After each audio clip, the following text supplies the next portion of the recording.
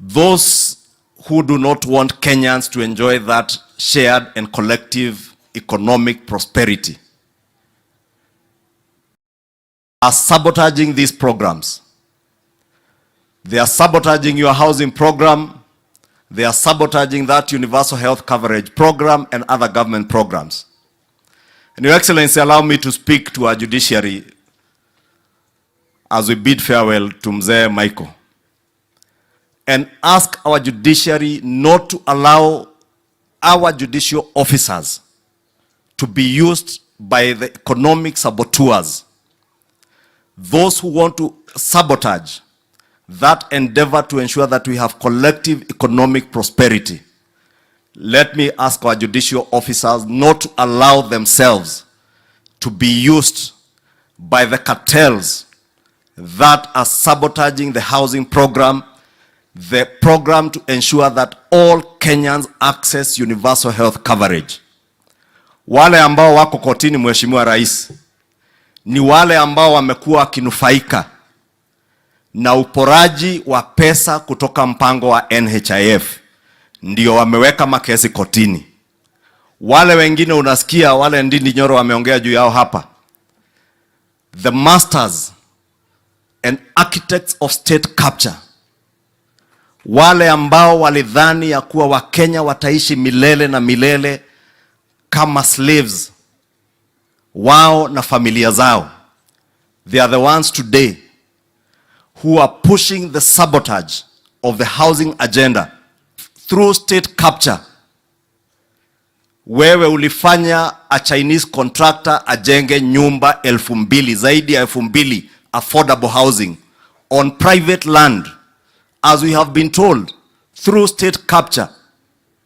Kenha, a state agency, inaenda kujenga barabara on private land ili wewe ujenge your own private city. Wakenya waendelee kuwa tenants on your land.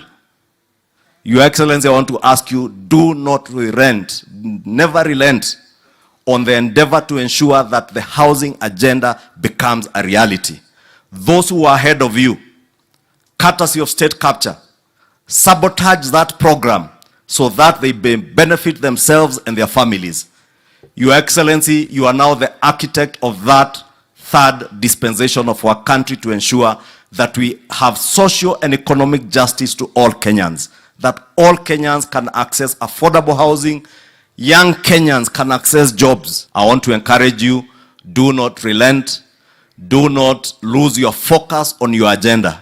Hawa watu wa kelele wewe tuachie. Mimi tukiwa na Ndindi Nyoro na wale wengine na Senator Medho tutapambana na wao na tutamalizana. Wewe uendelee na kazi ya kujenga hiyo barabara ya Hithe, uendelee na kazi ya KIPES na ile ingine yote ambayo umepangia watu, including universal health coverage.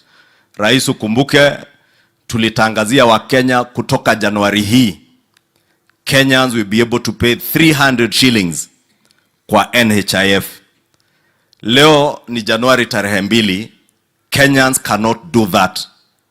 Sababu wachache wameenda kotini kuzuia huo mpango. And I said, Your Excellency, the other day, we shall not, and I speak that now as a leader of majority in the National Assembly, and I know the Speaker Senate is here. We shall not allow, because we have seen a judge even purporting to injunct Parliament from carrying out public participation, which is a constitutional requirement. Your Excellency, as we have said before, we shall not allow both or either judicial autocracy or executive autocracy in this country, Your Excellency. And we say that as a people's representatives. It is a constitutional duty of Parliament to carry out public participation. Therefore, Your Excellency, as we keep saying, when we are checking on you and your government to make sure there is no executive autocracy, we shall also check on the judiciary to ensure there is no judicial autocracy.